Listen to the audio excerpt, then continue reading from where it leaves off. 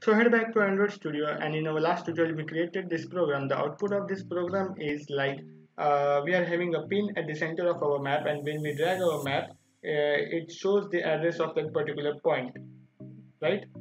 So this is the app that we developed in our last tutorial, and now in our today's tutorial we are going to search for the area, and we are going to calculate the distance between your current location and that particular area, right? So to do that, we need to first of all we'll remove some additional functionalities that we are having here, because we don't need it for now, right? So what I'll do is I'll remove all these extensions that we added in our last tutorial. So I'll just comment them out, and I also need to comment the listeners that I use from that extension, that classes, right? So go at the bottom, and we also need to comment out the overridden methods of that functions or of that classes. Yeah, so now I think we had comment them out, all the stuff that we are not going to use. Also I had commented this line where I was syncing my map view. Yeah, so now our app is ready to go, and if you go to our XML file, I'll show you what changes I did here.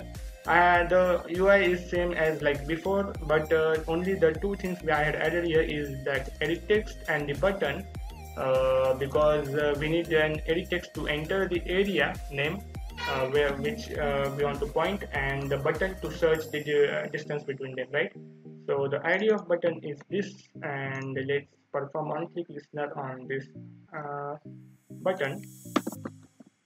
So button is alt enter to import dot set on click listener. Yeah, so we are having the listener, and now we need to declare some variables at the top. So we are having 6 types of variables. I'll explain you one by one. Yeah, so let's come on the top of our code and let's paste them here. So the first two variables we are having is latitude and longitude. So these are the latitude and longitude of our current location, and this is the end latitude, and end longitude is the longitude and latitude of the destination location where we are going to visit, right? So we'll search for that location and we'll get that latitude and longitude from there. And we are having the origin marker and destination marker that will be shown on the map when we'll search for the particular area. So we are having here variables. We have declared all the variables, and now we need to perform some action on click of that button, right? So let's create the function here. Let's call it as search area. Yeah, so this is the function which will search an area for us, and it will calculate distance between that area and our current location. So let's come back here, and I had already made some code here. I'll just paste it there, and I will explain you how it works. Yeah. So if we go on the top of this, yeah, we need to import this edit text. So this edit text is edit text that we had created in our XML code, where we enter the area name. If I click control click and on this ID, it will take me to my XML code, and this is my edit text. Yeah, right. So I created a variable for this edit text that is tf location, and after that I'm getting the text that we had entered in tf location and storing it into a location variable. After that, I had also created a variable that contains the list of addresses, right? The same as in previous video. I had created the marker here to show the marker on the destination location.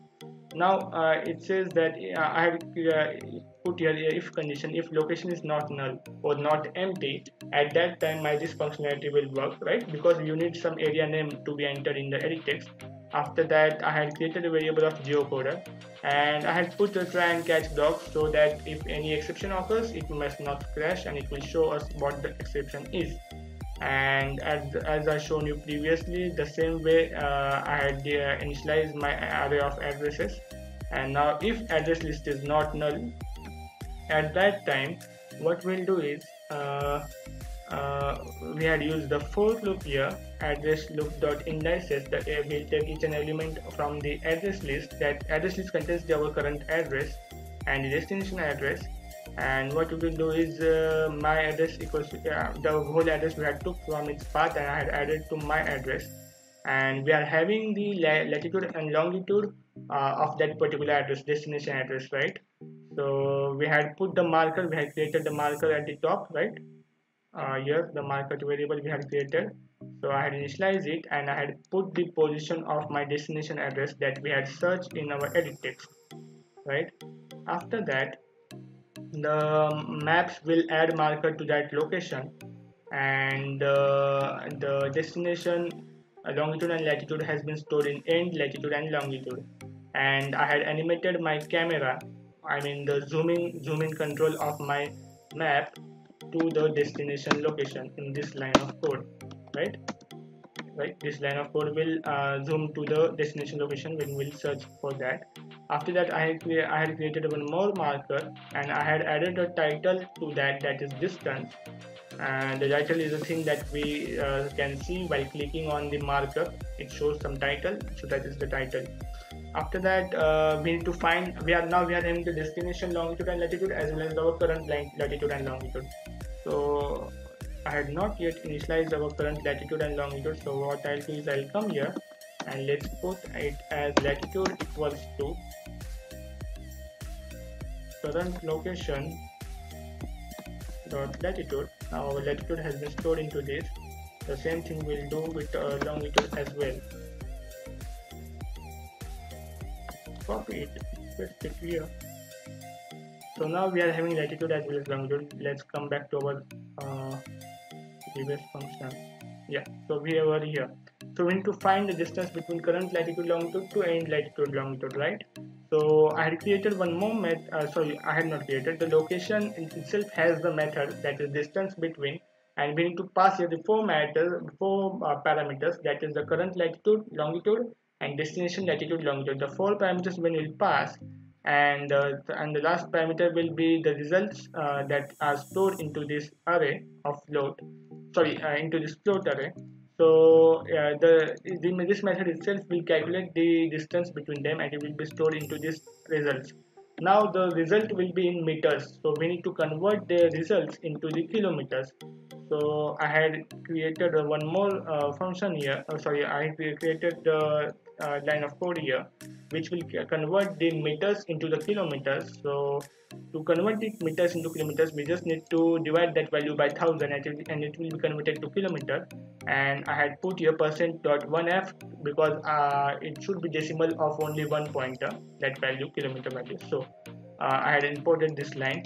Now our distance has been calculated. Now what I need is I need to add the marker to the origin as well as destination. So I had added them here, and I had added the snippet as well, so that it will show the distance on click of that marker, and I had added that marker to my this map view. Now let's also add the origin. Not added the origin marker. Origin, yeah. So the both the markers has been added. After that, whenever it will be searched, it will show the Toastmaster with the distance, and the text view should also be set with the distance. Now in this way we can find the distance between 2 points or 2 areas in Google Maps. So hope this will work, and let's see if any changes has been remained or not. I don't think so any changes has been remained. Let's run the program and let's see if it works fine or not. So here our app is up and running, and if you see here we are having maps, but it don't show the location here because we had removed that classes or extension from our app. Now we are having the edit text. Let's search for the Ferrari that is nearby area of my area. Let's click on search, and it has searched. It shows the Toastmaster that it is of 6.7 kilometer away from my distance, and at the bottom on text it also shows the distance between both the area. And if I zoom out my map, you see I am having 2 markers. If I click on the Ferrari marker, it shows me the distance is 6.7 kilometer, and if I click on my marker, it shows me the origin, that is my current location, right? So as you see here, it has been showing me 2 areas and the distance between them. Now, yeah, now let's search for some another area, that is, let's say, and click on search button, and shows us toast message is 3.3 kilometer, and this is my Magarpatta. And let's zoom out this map, and if you see, the different area has been calculated. If I click on this, it shows me that it is the area name is Magarpatta, and its distance of 3.3 kilometer, and this is Mangalore. So yes, in this way we can calculate the distance between two areas or 2 points of the Google map. And that's all for today. And in our next tutorial we are going to learn how to navigate from one map to another, one area to another in Google Maps. So hope you like this tutorial and the whole series of Google Maps, and thanks for watching.